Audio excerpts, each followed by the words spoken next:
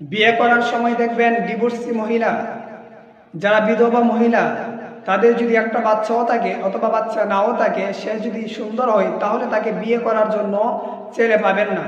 কিন্তু পরকীয়া করার জন্য, পরকীয়া লিপ্ত হওয়ার জন্য যে কোনো একটা মেয়ে যদি তার 9টা 10টা বাচ্চাও থাকে, তখন তার সাথে পরকীয়া লিপ্ত হওয়ার জন্য প্রত্যেকটা যুবক চেষ্টা করে, অনেক পুরুষ চেষ্টা করে।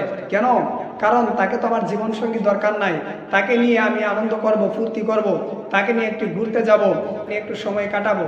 কিন্তু অন্যান্য মেয়েগুলাকে যদি বিবাহ করি তাহলে আজীবনের জন্য সে আমার সঙ্গী হয়ে যাবে। কিন্তু পরকীয়ায় লিপ্ত হওয়ার জন্য আমার সে 10টার মা নাকি 12টার মা নাকি 15টার বাচ্চার মা, এটা আমার দেখার বিষয় না। আমি চাই একটু আনন্দ, আমি চাই একটু ফুর্তি, আমি চাই একটু তার সাথে সময় নষ্ট করা। তাই বলি, শুনো মহিলা, তোমরা আজকে কার পিছনে ঘুরছো? যেই লোকগুলা অন্য অন্য মেয়েদেরকে সময় দিচ্ছে না, তার স্ত্রীকে সময় দিচ্ছে না, সে তোমাকে কেন সময় দিচ্ছে? এটা একবার ভেবে দেখেছো যে অন্য সংসার ভাঙ্গার আগে তুমি তোমার সন্তানগুলার দিকে তাকাও, যে তোমার সন্তানগুলা যদি এরকম, তুমি যদি পরকীয়ায় লিপ্ত হও তাহলে তোমার সন্তানগুলা কিভাবে বড় হবে?